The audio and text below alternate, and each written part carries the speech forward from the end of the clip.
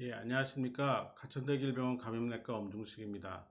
저는 오늘 코로나 바이러스 감염증 19, 코로나19 감염병의 이해에 대해서 말씀을 드리도록 하겠습니다.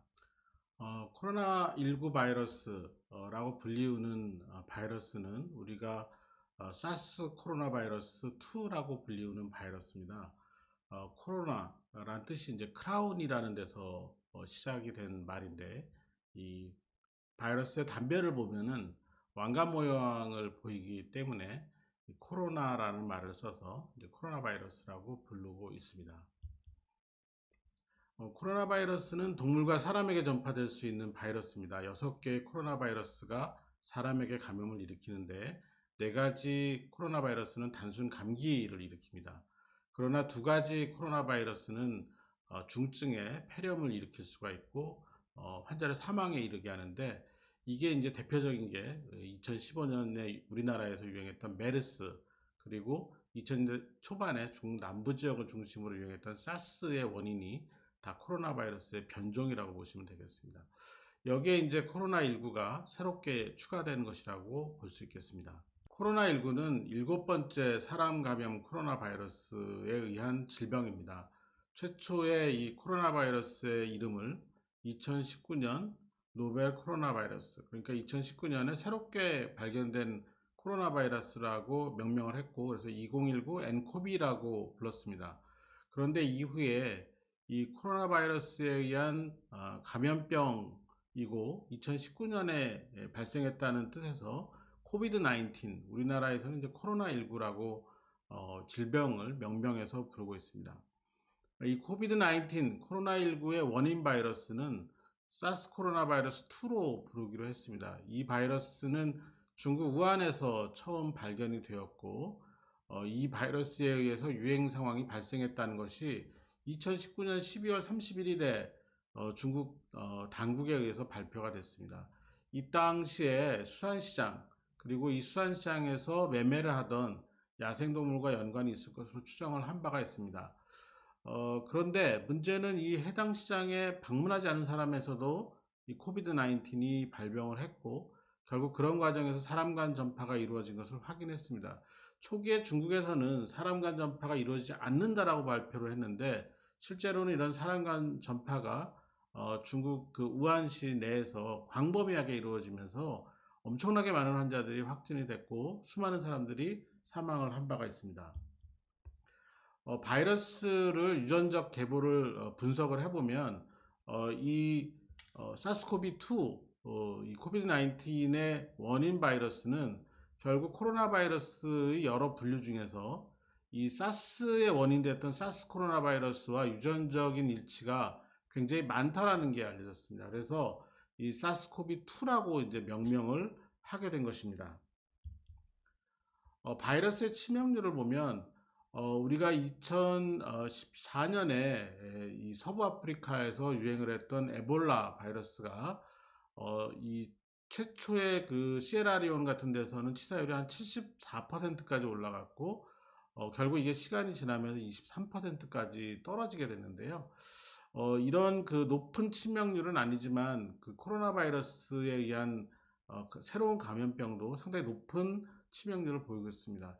2000년대 초반에 유행을 했던 사스의 경우에는 약 10.9% 정도의 그 평균적인 치사율을 보였고, 메르스의 경우도 38.6%에 이르는 높은 치사율을 보이고 있습니다. 우리나라에서 2015년에 유행했을 당시에도 186명에서 확진이 돼서 38명이 사망을 해서 21.0%의 그 치사율을 보인 바가 있습니다. 코로나19는 이것에 비해서는 굉장히 낮은 치사율입니다. 그렇지만 통상적으로 우리가 인플루엔자의 치사율을 0.1% 정도로 본다면 상당히 높은 치명률을 보이고 있습니다. 세계적으로는 한 2.98%, 3% 전후의 치사율을 보이고 있고, 의료가 굉장히 발달했다고 하는 미국이나 뭐 스웨덴, 영국 같은 데서도 뭐 3%대, 많게는 6%, 9% 정도까지 높은 치명률을 보이고 있는 것을 알 수가 있습니다. 코로나 바이러스 코로나19의 전파는 통상적으로 우리가 비말 전파라고 알고 있습니다. 결국 확진 환자가 기침이나 재채기 또는 이제 말을 할 때 나온 비말이 이웃 사람들에게 전파가 되고, 또 이런 비말들이 떨어져 있는 환경 표면, 뭐 테이블이나 또는 손잡이 이런 데를 접촉하는 과정에서 손으로 만지고, 이 손으로 눈, 코, 입 같은 데를 만질 때 전파가 되는, 그래서 비말 전파를 기본으로 하고 접촉 전파가 가능한 질환이라고 생각을 했습니다. 그런데 코로나 바이러스 19의 유행 양상을 보면은 실제로 우리가 비말 전파가 최대 1.5에서 2m까지 전파가 가능하다라는 통념을 깨고 유행을 한 것들이 발견이 되고 있습니다. 예를 들면 우리나라에서 전주의 한 식당에서 5분간 2m 바깥에 있는 거리에 떨어져 있는 사람이 확진자가 있는 그 식당 내에서 감염된 사례가 있습니다. 이게 2m가 넘어가니까 통상적인 비말 전파의 범위를 넘어간 셈이죠. 그래서 이게 혹시 홍역 같은 공기 중 전파가 가능한 것이 아니냐라는 그 합리적 의심을 해왔고, 결국 최근에 그 여러 가지 상황을 보면 상대적으로 코로나 바이러스가 들어있는 비말은 사이즈가 상당히 작은 편이고, 이런 작은 비말들이 에어컨을 강하게 틀어놓은 것 같은 그런 공기 흐름이 발생하는 경우에는 2m 넘게도 부유해서 다른 사람에게 전파가 가능할 수 있다. 결국 우리가 그동안 비말 전파, 공기 전파를 획일적으로 이렇게 그 분류해 왔던 것 다르게 어떤 특정한 상황에서는 비말 전파 질환도 공기 전파와 같은 양상을 띌 수 있겠다라는 것을 알 수가 있게 되었습니다. 비말 감염과 공기 감염의 차이를 다시 한번 설명을 드리면, 예를 들면 메르스 바이러스 같은 경우에는 이렇게 환자의 침이나 콧물 같은 것들이 기침, 재채기를 할 때 이게 나오게 되는데, 결국 이게 5마이크로미터 정도의 사이즈입니다. 그래서 대부분 2m 이내에 떨어지게 되고, 결국 이게 한 5마이크로미터 정도면은 1시간 정도 떠 있을 수 있는 그런 개연성이 있습니다. 이제 이런 것들을 주변에 있는 사람들이 들여 마시면 이제 전파가 되는 건데, 이것이 이제 공기 전파 양상을 띠는 어떤 다른 질환과 비교를 해보면 상당히 제한적인 범위 내에서 전파가 되는 것이죠. 그런데 실제로 이제 이게 비말 전파가 아니라 공기 전파 양상이 되면은 이게 안 떨어집니다. 그냥 공기 에어플로우, 공기 흐름에 계속 둥둥 떠다니면서 전파를 하기 때문에 뭐 짧게는 한 15m, 20m까지 전파가 가능해지죠. 대표적으로 이렇게 공기 전파가 되는 질환이 결핵, 수두, 홍역, 그리고 파종성 대상포진 같은 질환들이 있습니다. 이제 이런 질환들과 유사한 그런 양상의 전파 같은 것들이 앞서 말씀드린 것처럼 어떤 특별한 상황에서는 코로나19 같은 경우에는 가능하겠다라는 것을 다시 한번 설명을 드립니다. 코로나19와 관련돼서 지금 최근의 상황과 예측에 대해서 간단히 말씀을 드리도록 하겠습니다. 지금 그 2020년 10월 11일 현재 세계적인 발병 현황을 나타낸 표가 되겠습니다. 약 3,700만 명 이상이 감염이 됐고 100만 명 이상이 사망을 하는 사례가 발생을 하는 것들을 보실 수가 있습니다. 지금 강의를 하는 이 시점에서는 이미 4천만 명이 넘어간 상황이고, 미국과 유럽에서 다시 한번 거대한 유행이 시작되고 있는 조짐들이 보이고 있습니다. 각 국가의 신규 환자 수를 보면 인도 같은 경우 뭐 기하급수적으로 늘고 있는 양상을 최근에 보였었고, 앞서 말씀드린 것처럼 유럽이나 미국에서는 하루 확진자 환자가 뭐 3만 명, 어느 경우에 뭐 6만 명, 뭐 이런 식으로 10,000명 단위의 확진자가 나라마다 나오는 그런 상황이 됐습니다. 그래서 그런 상황과 우리나라를 비교해보면 아직까지 우리나라는 조절이 잘 되는 상황이지만, 우리가 어떤 방역의 어떤 허점 또는 어떤 균형을 한 번만 잃어도 이런 다른 그 유럽이나 미국과 같은 굉장히 그 엄청나게 많은 환자가 일어나는 상황이 발생할 수 있다라고 말씀을 드리겠습니다. 그래서 우리나라 확진자들을 보면은 뭐 몇 번의 고비가 있었죠. 2월, 3월에 대구, 경북을 중심으로 한 큰 유행이 한 차례 있었고, 5월 초에 시작된 이태원 클럽을 중심으로 한 유행이 있었습니다. 그리고 8월 달에 광화문 집회를 중심으로 해서 그 전후에 유행 상황이 있었다면, 지금은 소규모 클러스터 형태의 감염이 계속 여기저기서 보이지만, 기본적으로 100명 전후에 환자가 발생하고 있고, 또 비교적 안정적으로 조절이 되고 있는 그런 상황입니다. 그렇지만 프랑스나 이스라엘, 스웨덴 같은 경우를 보시면 우리하고 이 Y축에 있는 단위가 다릅니다. 우리는 지금 뭐 250명, 500명, 750명 단위로 이렇게 단위가 있지만 프랑스만 해도 10,000명 단위로 지금 그래프가 그려져 있는 거고, 이스라엘도 3,000명 단위로 그래프가 그려져 있고, 스웨덴도 500명 단위로 그 그래프가 그려져 있는 겁니다. 우리보다 훨씬 많은 환자들이 계속해서 증가하고 있고, 특히 최근에 10월 중순 이후로는 완전히 그 대규모 재유행이 시작되는 초기 단계라고 봐도 무방할 정도의 확진 환자가 늘어나고 있습니다. 우리나라의 그 확진자 상황입니다. 2만 5천 명이 지금 강의하는 시점에 넘어선 상태이고요. 문제는 치명률인데 평균 한 1.76% 정도의 치명률을 보이고 있습니다. 주로 80대 이상에서 21% 이상의 치명률을 보이고 있는데, 이 부분이 거의 고정되어 있습니다. 그러니까 사망률이 가장 높은 연령대가 되겠고, 70대 같은 경우는 초기에 10%대의 치명률을 보이다가 최근에 7%, 6% 후반대의 치명률을 보이고 있고, 이 30대 이하에서는 아직까지 사망자가 발생을 하지 않고 있습니다. 결국에는 우리가 보호해야 될 대상들이 이렇게 60대, 70대, 80대 비교적 연령이 높은 층이라고 보시면 될 것 같습니다. 유행의 예측을 보면 뭐 여러 가지 예측이 가능합니다. 반복적인 재유행이 계속 생길 수가 있습니다. 지금 우리나라가 소규모 클러스터 중심으로 유행이 계속 왔다 갔다 하고 있는데, 50명대 전후에서 100명대 전후로 이 매일매일 약간의 그 변화를 보이면서 확진자가 발생을 하고 있습니다. 그렇지만 동절기에 우리가 관리를 잘 못하게 되는 경우에는 중간에 보시는 그래프처럼 가을 겨울에 대유행이 생기고 그 이후에 소규모 유행이 반복되는 그런 패턴일 수도 있고요. 정말 관리를 잘한다면 우리가 점점 확진 환자 수가 줄어드는 연소형 형태의 유행도 가능한데, 이러려면 굉장히 많은 노력과 그리고 경각심을 계속 유지하는 것들이 필요한 상황입니다. 코로나19의 임상 양상에 대해서 말씀드리도록 하겠습니다. 예, 고위험군에 대하여 말씀드리도록 하겠습니다. 우리나라 질병관리청은 그 고위험군을 65세 이상의 연령층, 그리고 만성 폐쇄성 폐질환과 같은 만성 호흡기 질환을 가진 환자, 그리고 심혈관계 질환을 가진 환자, 당뇨병 환자, 고혈압, 만성 신질환, 면역 억제자, 만성 간질환 등의 기저질환이 있는 환자들을 고위험군으로 분류를 하고 있습니다. 그리고 혈액암이나 폐암, 전이암과 같은 암 환자들도 고위험군에 해당이 되고, 이 밖에도 비만, 장기 이식 또는 흡연 같은 것들도 고위험군의 분류로 포함을 하고 있습니다.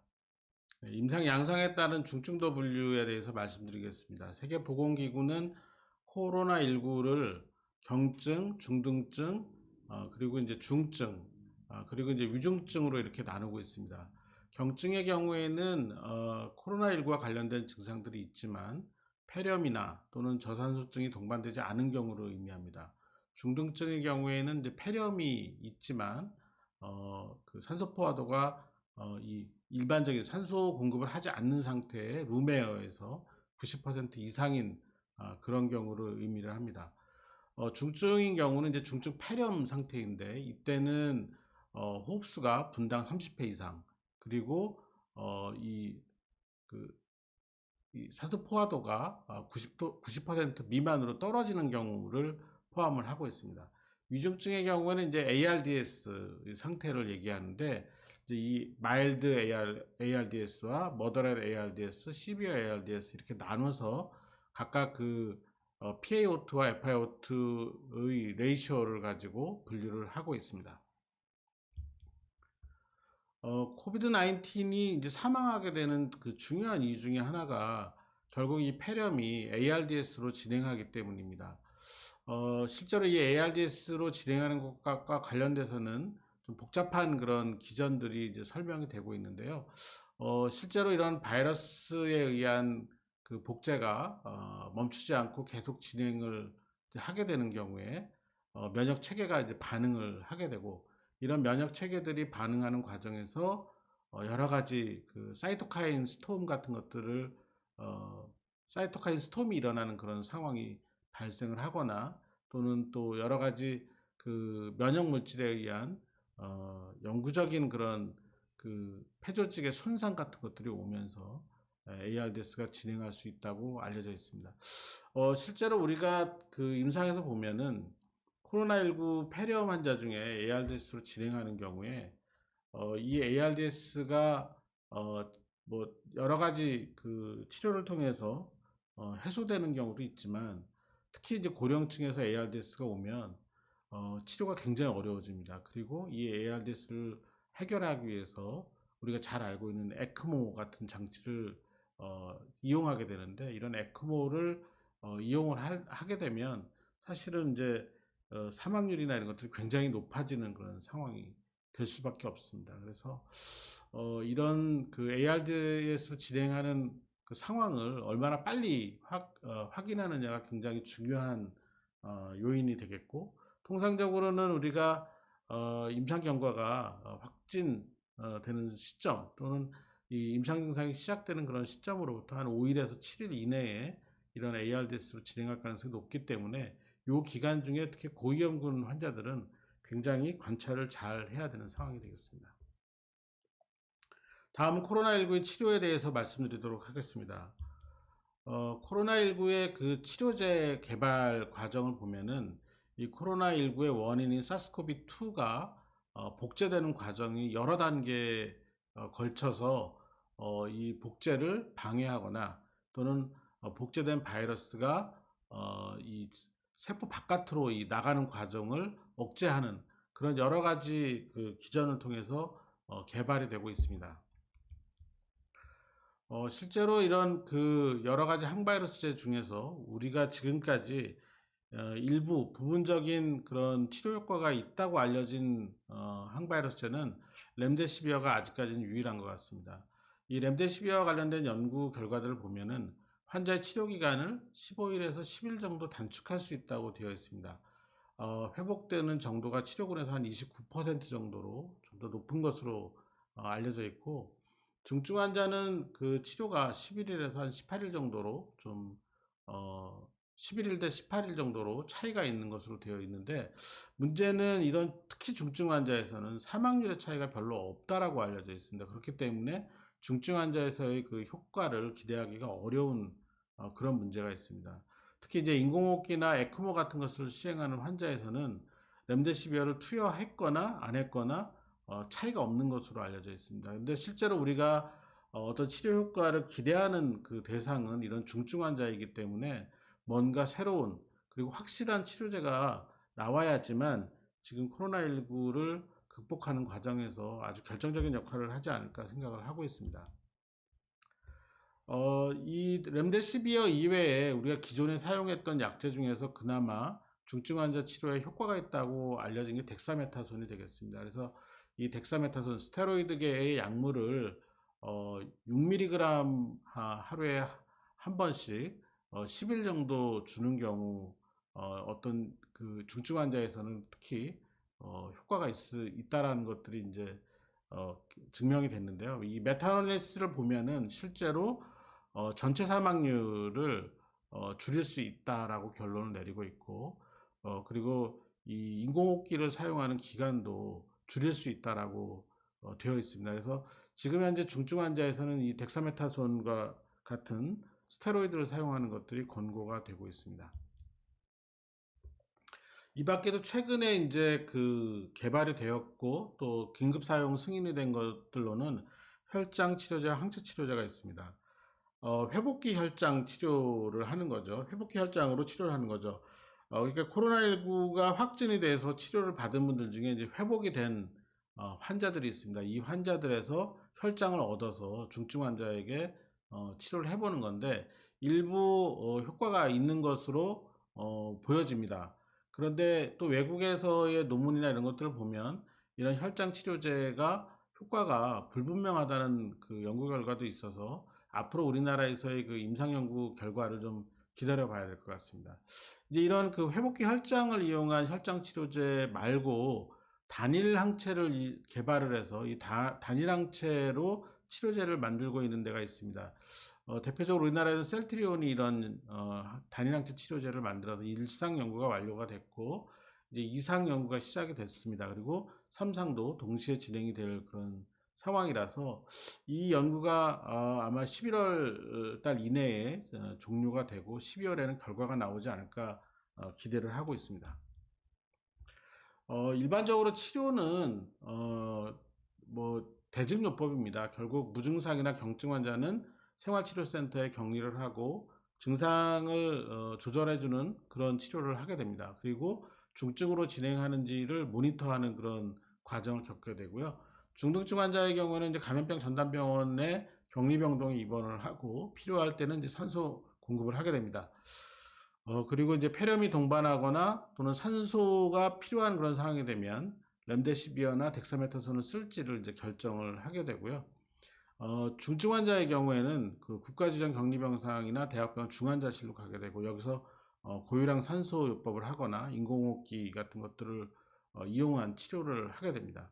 또 중증 폐렴 같은 경우에는 마찬가지로 렘데시비어나 덱사메타손을 지금 투여를 하고 있는데 앞서 말씀드린 것처럼 렘데시비어 같은 경우는 중증 폐렴에서의 그 효과가 특히 사망률의 차이는 보이지 않는 걸로 되어 있어서 이것을 계속 같이 써야 될 건가에 대한 고민이 있습니다. 그렇지만 현재로서는 다른 치료법이 없기 때문에 우리가 사용을 신중하게 결정을 하고 있습니다. 위중 환자의 경우에는 뭐 인공호흡기 외에도 CRRT나 에크모와 같은 특별한 장치를 이용해서 신기능이나 폐기능, 심장기능을 보완하기 위한 노력들을 하게 되고 렘데시비어나 덱사메타손 투여 이외에도 회복기 혈장이나 뭐 지금 이제 항체 치료제 같은 것들이 이제 개발이 되면 사용이 가능하지 않을까 이렇게 조심스럽게 예측을 하고 있습니다.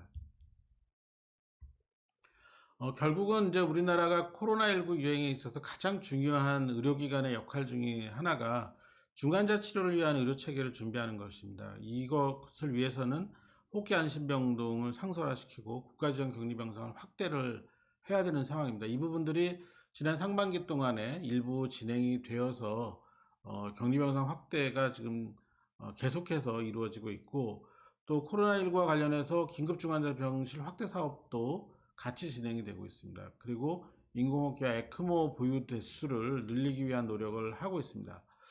병실 구조 개편 작업을 좀 해야 됩니다. 왜냐하면 지금 우리가 상급종합병원만 해도 다인실이 이제 4인실 기준으로 되어 있는데 이제 이렇게 다인실 기준으로 되어 있으면 사실 환자들이 확진 환자가 한 명 발생했을 때 병원을 통제하기가 너무나 어려워지죠. 특히 이제 상급종합병원은 뭐 4인실 기준이라서 그나마 좀 나은 편이지만 그렇지 않은 병원들이나 요양병원 같은 경우에는 다인실 기준이 너무나 이 기준 자체가 어, 너무 많은 환자를 한 병실에 입원을 시켜야 되는 그런 상황이다 보니까 요양병원에서의 그 확진 환자들이 대량으로 발생하는 것들이 반복이 되고 있습니다. 이런 부분들에 대해서도 우리가 좀 개선을 해야 될 필요가 있겠습니다. 그리고 이제 그 간호간병 서비스를 동시에 하는 그런 보호자 없는 병동이나 면회 제한을 계속해서 좀 의무화시킬 그런 필요성도 계속 고려를 해봐야 되는 그런 상황이라고 보고 있습니다. 호흡기 감염병 진료 전략에 대해서 말씀을 드리도록 하겠습니다. 이제 올 겨울 이 동절기에 그 여러 가지 호흡기 바이러스 질환이나 세균 질환이 같이 유행할 가능성이 많습니다. 특히 인플루엔자 같은 것들이 같이 돌게 되면은 코로나19와 뒤섞여서 돌 때 감별 진단이 안 됩니다. 증상징후로는 감별 진단이 안 되고 인플루엔자 신속 항원 검사 같은 경우도 코로나19 환자가 감별이 안 된 상태에서 일반 통상적인 그 의료급 의료기관에서 신속 항원 검사 같은 것들을 이용해서 검사를 하는 것 자체가 거의 불가능해지는 그런 상황이 됩니다. 그렇기 때문에 특별한 준비가 필요한데 그 대표적인 게 이제 호흡기 전담 클리닉과 선별진료소를 활성화시키고 역할을 구분짓는 것이 되겠습니다.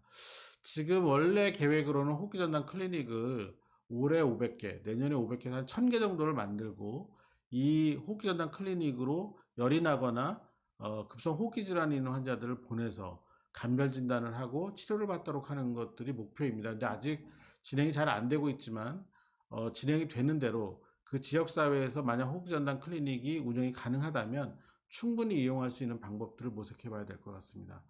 그리고 국민안심병원에서 또 이 호흡기 클리닉이나 선별진료사를 운영하는 경우가 있는데, 좀 장기적인 진료 체계 변경을 위해서 이 임시구조 형태의 선별진료소는 폐지를 하고 그 호흡기 클리닉을 좀 리모델링을 해서 이 간별 진단을 위한 검체 채취까지 가능하도록 좀 업그레이드를 시킨 상태에서 변화를 좀 가져올 필요가 있습니다.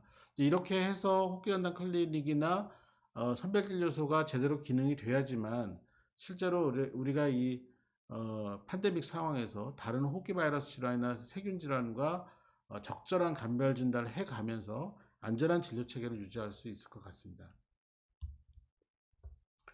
앞서 말씀드린 대로 올 겨울에 인플루엔자와 코로나19가 동시 유행을 하게 되면 굉장히 어려운 상황이 될 수가 있습니다.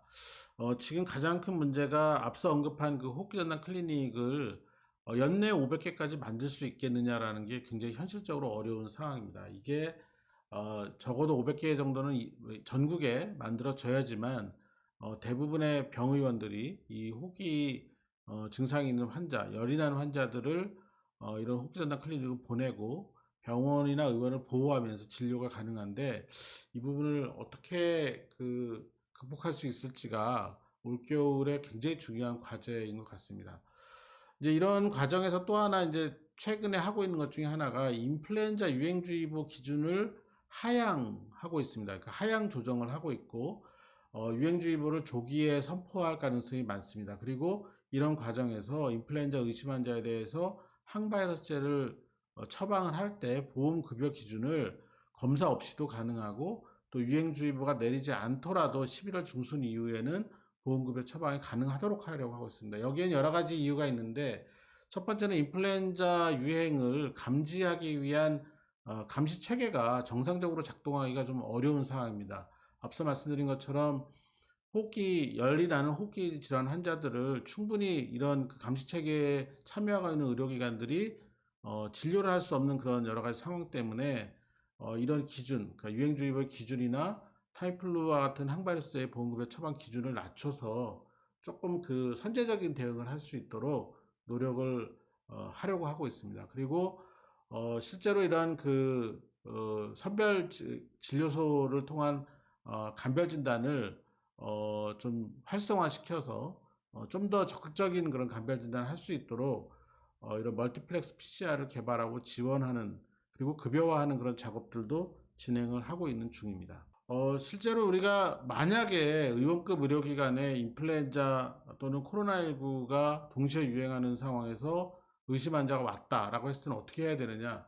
결국은 비대면 진료로 유도할 수 있는 방법을 모색을 해야 됩니다. 가능한 사전 진료를 해야 되고, 그 다음에 전화 상담 같은 것들을 통해서 환자가 인플루엔자 또는 코로나19를 감별해야 되는 상황이라 그러면 호흡기 전담 클리닉이나 선별진료소로 안내를 할 수 있도록 해야 되고, 어쩔 수 없이 진료를 해야 된다면 개인보호구를 적절하게 착용을 하고 진료를 해야 되겠습니다. 그리고 신속항원 검사 같은 경우, 인플루엔자 신속항원 검사는 검체 채취를 위한 독립적인 그 공간이 확보가 되어 있고 개인보호구를 정확하게 착용할 수 없는 상황이라면 시행하지 않을 것을 권고를 하고 있습니다. 그리고 만약에 인플루엔자가 의심이 되면 항바이러스제를 선제적으로 투여를 하고 이 항바이러스제를 복용을 했는데도 하루 이틀 이내에 증상 호전이 없다면 선별진료소로 가서 코로나19 검사를 하도록, 확진 검사를 하도록 권고를 해야 될 것 같습니다. 반면에 선별진료소나 호흡기전담 클리닉을 내원했을 때는 이 정해진 절차에 따라서 신속항원 검사와 코로나 확진 검사를 진행을 하고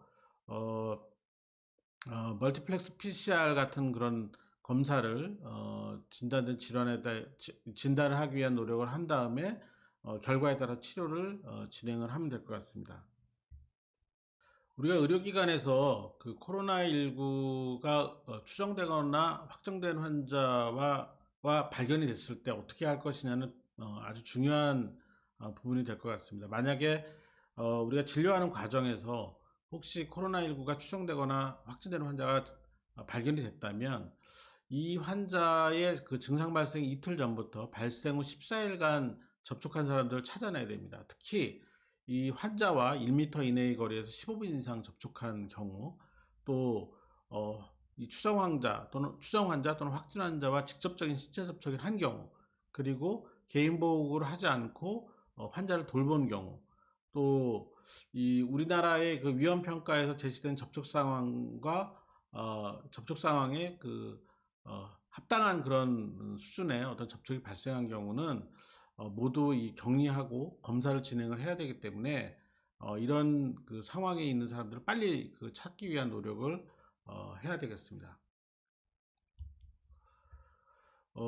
의료기관의 상황별 개인 보호구에 대해서 말씀드리도록 하겠습니다. 그러니까 고위험 환자를 봐야 되는 그런 상황, 특히 이제 일상적인 환자 진료와 그 에어로졸 발생이 가능한 그런 시술을 할 때는 개인 보호구를 KF94 그런 N95 같은 그런 마스크를 착용을 하고 고글도 착용을 하고 일회용 방수가 되는 일회용 긴팔 가운을 입고 일회용 장갑, 모자 같은 것들을 쓰는 게 중환자 치료에서 꼭 필요하고, 또 아예 이것들을 다 포함한 레벨 D 개인 보호구를 착용하는 방법을 권장을 하고 있습니다. 응급 환자의 경우에도 큰 차이가 없는 그런 상황이고요.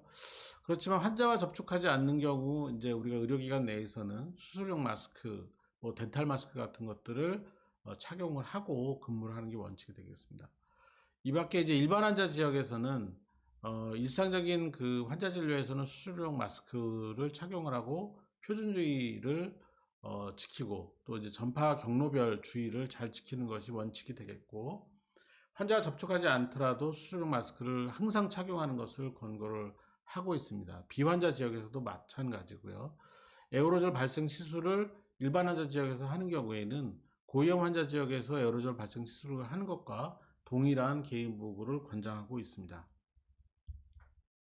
상황별 보호구 착용이 되겠습니다. 선별 데스크나 격리 진료소 접수 안내 같은 경우는 이렇게 마스크 착용하고 일회용 에이프런 착용, 그리고 일회용 장갑을 착용하는 그런 그 수준이면 되겠습니다. 그렇지만 검역이나 환자에선 구급차 소독, 사체 이송 안치 같은 경우는 레벨 D를 꼭 입도록 해야 되겠고, 격리진료소에서 진료를 하거나 간호하거나 병실 출입, 진료, 또 에어로졸 생성 처치, 엑스레이, 검체 취급 뭐 이런 것들을, 그러니까 통상적으로 의원이나 병원 내에서 환자와 관련된 여러 가지 활동을 할 때는 이렇게 그 레벨 D를 입을 수도 있지만 긴팔 가운, 방수가 되는 긴팔 가운과 장갑, 그리고 페이스 쉴드나 고글, N95 마스크, 그리고 이제 모자 같은 것들을 착용하는 것도 방법이 되겠습니다. 의료 폐기물을 운반할 때는 모자를 생략할 수 있다고 알려져 있습니다. 다음은 사회적 거리두기 단계에 대한 제안을 말씀드리겠습니다. 지역사회 감염을 감소시키는 것이 굉장히 중요합니다. 이 지역사회 감염 감소가 돼야지만 의료기관들도 또 의료 체계도 견딜 수 있을 정도의 수준의 환자를 볼 수가 있게 됩니다. 그렇기 때문에 지역사회 감염 감소를 최대한 억제를 해야 되는데, 이것을 위해서는 조기 진단, 조기 격리가 가장 필요한 부분입니다. 그래서 대규모 선별 진료, 뭐 저희가 이제 드라이브 스루나 워킹 스루 같은 것들을 개발을 해서 운영을 하고 있는데, 이제 이런 대규모 선별 진료나 진단 능력을 지속적으로 유지할 수 있는 조기 진단 체계를 유지하는 게 필요하겠고요. 그리고 조기에 격리를 할 수 있는 시설도 필요합니다. 생활치료센터 저희가 계속 탄력적으로 운영을 하고 있고, 감염병 전담병원도 운영을 하고 있습니다. 그리고 학교의 휴업 문제도 상당히 계속해서 문제가 되고 있는데, 여러 가지 문제들이 있습니다. 특히 학생들의 어떤 수업권의 문제, 학력 저하 문제 같은 것들이 있지만, 결국 이런 학교가 이 유행의 중요한 요인이 될 수 있기 때문에, 이런 휴업 문제도 좀 정확한 기준을 가지고 조금 더 선제적으로 대응을 하는 그런 형태의 관리가 필요한 상황이 되겠고요. 우리가 사회적 거리두기를 오래 했는데 지금 이제 생활 속 거리두기, 생활 방역이라는 이름으로 넘어가고 있습니다. 여기에 관련된 생활 수칙이나 방역 수칙들도 잘 지켜야 되겠습니다. 특히 고위험군 보호가 중요한데, 이런 고위험군에 해당되는 분들은 가급적 외출을 자제하고 마스크 착용을 정확하게 유지하는 것이 필요합니다. 그리고 개인위생과 관련돼서는 손위생이 또 포함이 되겠고, 백신이나 치료제가 있다면 이런 여러 가지 노력들을 상당히 줄여줄 수가 있지만, 아직까지는 이런 것들이 없기 때문에 지금의 이런 물리적인 대응, 이것들을 좀 더 이 경각심이 떨어지지 않고 집중도가 떨어지지 않게 유지하는 것이 필요한 상황입니다. 사회적 거리두기의 의미는 결국 앞서 말씀드린 대로 우리가 백신이나 치료제를 갖고 있지 않은 상황에서 결국에는 물리적 방법을 이용해서 이 코로나19의 유행을 최대한 막아내겠다라는 의미가 되겠습니다. 그래서 고강도 사회적 거리두기로 저희가 지난 3월 달, 4월 중순까지 진행을 했었고, 이때 이제 그 4월 중순에 이제 생활방역위원회를 구성하면서 사회적 거리두기를 이제 단계를 내렸습니다. 고강도를 빼고 사회적 거리두기 단계를 내려서 5월 5일까지 지속을 했고, 이 5월 6일부터는 생활속 거리두기로 넘어간 상태에서 지금 1단계, 2단계 수정안을 이용한 그 방역 기준을 적용을 하고 방역 수칙을 지금 적용을 하고 있습니다. 이제 이 부분들이 이제 그동안 좀 더 단계를 세분화하고 세분화된 단계 기준과 관련해서 여러 가지 방역 수칙도 좀 단계별로 조금 더 정교하게 적용할 필요가 있지 않냐라는 얘기가 있는 상태입니다. 그래서 지금까지는 1단계부터 3단계까지 이렇게 기준을 두고 적용을 해 왔는데, 앞으로는 이 1단계, 2단계, 3단계를 좀 세분화 시켜서 뭐 아예 5단계로 가거나, 아니면 2단계나 3단계의 경우는 2단계로 또 그 소단계로 나누는 그런 시도를 해볼 만하다고 생각을 하고 있습니다. 사실은 이런 사회적 거리두기를 지속적으로 한다는 건 굉장히 어려운 일입니다. 우리가 미국이나 유럽에서 대규모 코로나19 유행이 일어나는 이유도 이런 사회적 거리두기가 지속 가능하지 않는 그런 상황들이 되었기 때문입니다. 우리는 이런 그 사회적 거리두기를 지속적으로 가기 위해서 앞서 말씀드린 것처럼 단계를 좀 더 세분화하고, 그 세분화된 단계에 따라서 방역 수칙도 정교하게 좀 대응 체계나 이런 것들을 정교하게 만들어갈 필요가 있는 반면에, 또 하나는 이런 시설이나 또는 어떤 그 실제 생활 방역의 어떤 아이디어를 내기 위한 워킹 그룹들도 좀 더 세분화해서 만들 필요가 있다고 생각합니다.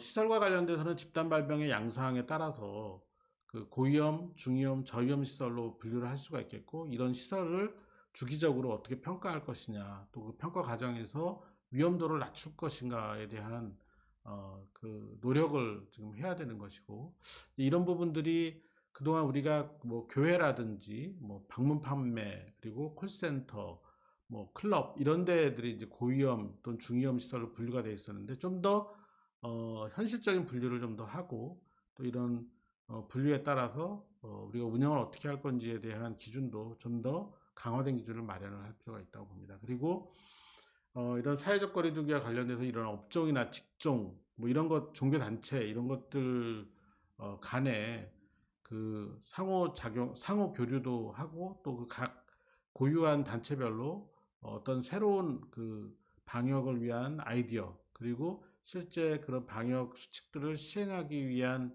것들을 모니터링하고 또 피드백을 하는 그런 전담 그런 워킹 그룹을 만들 필요가 있습니다. 그래서 이런 워킹 그룹들이 이 현장의 어떤 상황을 충분히 반영한 실제 생활 방역에 필요한 그런 원칙들을 만들고, 그리고 필요한 시설, 설비 이런 것들도 제시를 하고, 뭐 이런 것들이 이루어져야지만 우리가 장기전에 대비할 수 있다고 생각을 합니다. 다음은 의료기관 보호 전략에 대해서 말씀드리도록 하겠습니다. 요양병원이 우리나라에서 계속적으로 클러스터를 형성하는 대표적인 시설이 되겠습니다. 이 요양병원에서 그 확진자가 발생한 것 관련된 대응을 말씀드리도록 하겠습니다.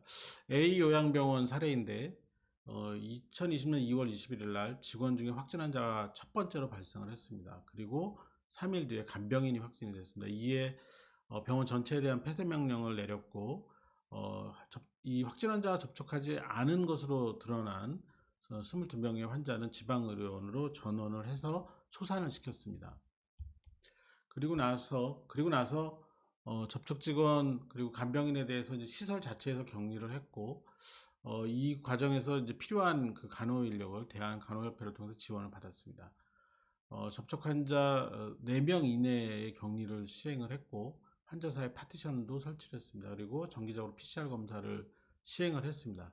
이렇게 격리 조치를 하고 14일 동안 추가 환자 발생이 없는 걸 확인을 하고 병원 폐쇄를 해제한 그런 사례입니다. 다음 사례를 보시면은 폐쇄병동에서 호흡곤란 환자가 발생을 해서 이 호흡곤란 환자를 다른 병원으로 전원을 했고 이 환자가 사망을 했는데 결국 코로나 확진이 사망 이후에 된 경우입니다. 이 환자를 전원한 시점에서 이틀 후에 폐쇄병동 환자 103명을 전수조사를 했습니다. 근데 103명 중에 101명이 확진이 됐습니다. 그리고 이 환자들을 돌보던 의료진도 15명이 확진이 됐습니다. 병동을 완전히 다 폐쇄를 하고 중증 환자는 국가지정격리병상이나 대학병원으로 이송을 시키고 경증 환자는 국립정신센터로 이송을 하고 완치 않은 부곡정신병원으로 이송을 한 그런 대응을 했습니다. 그래서 이렇게 요양병원이나 또는 폐쇄병동과 같이 좀 특별한 그런 상황에서 환자가 발생을 하는 경우에는 굉장히 많은 환자들이 발생을 하고 대응이 상당히 어렵습니다. 그래서 각각의 그 요양기관별로 개별화된 예방 전략이 좀 필요한 상황이고 특히 이제 외부 환자 유입을 위한 게이트 관리가 굉장히 철저해져야 됩니다. 그리고 종사자들에 대한 관리도 철저히 이루어져야 되겠고 특히 이런 발열이나 호흡기 증상이 있는 경우에는 이 종사자들이 그 출근을 어떻게 할 것이며 또 확진 검사를 어떻게 할 것인가에 대한 원칙이 있어야 되는 그런 상황이 되겠습니다.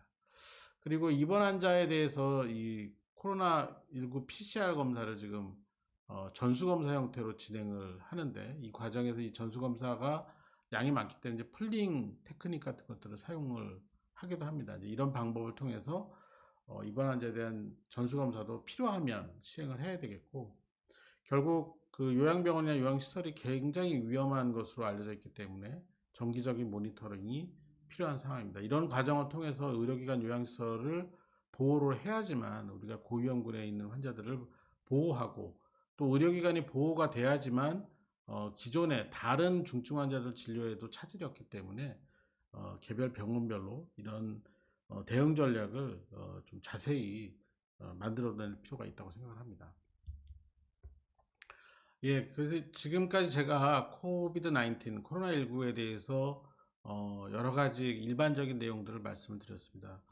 결국 코로나19는 장기화될 수밖에 없는 상황이고 코로나19가 간다고 하더라도 또다시 새로운 감염병이 나타날 것입니다. 결국 우리가 특히 이제 의료기관에서 일하는 분들의 경우에는 이런 신종감염병 또는 재유행 감염병과 관련해서 항상 준비를 하고 또 이 대응을 위한 노력을 해야 되는 상황입니다. 특히 환자들 같은 경우는 무증상부터 아주 위중 환자까지 아주 다양하게 나타날 수 있기 때문에 이런 환자들에 대한 관심을 갖고 모니터링을 얼마나 효율적으로 할 수 있을까에 대한 고민 그리고 그런 효율적인 모니터링 체계를 갖추는 것도 굉장히 중요한 상황입니다. 뭐 앞서 말씀드렸지만 여러 가지 치료제가 개발이 되고 있습니다. 그렇지만 아직까지 확실한 효과가 있는 치료제 또는 확실한 예방 효과가 있는 백신이 나오지 않은 상태이기 때문에 이런 치료보다는 예방에 좀 더 그 방점을 둬야 되겠고요. 이런 측면에서 이제 병의원 같은 경우에는 이 비대면 진료를 활성화시키고 또 게이트 관리를 잘 해야 되겠고 또 호흡기 전담 클리닉이나 선별진료소를 이용하는 호흡기 감염병 진료 체계를 새롭게 좀 만들고 강화를 해야 되겠습니다. 그리고 병의원을 이용할 때 사전 예약과 같은 그 방법을 확실히 이제 정착을 시켜야 되겠고 우리가 실제 확진 환자 진료하는 데서 중요한 역할을 해야 되는 공공의료도 강화를 해야 될 것 같습니다. 예, 지금까지 코로나19의 전반적인 상황에 대해서 말씀을 드렸습니다. 긴 강의를 들어주셔서 감사합니다.